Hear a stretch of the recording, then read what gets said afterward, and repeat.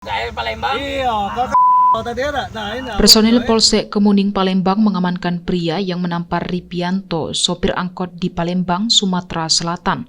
Kasus ini viral di media sosial beberapa waktu lalu. Dalam video, pelaku nampak gagah namun tidak berkutik ketika menjalani pemeriksaan.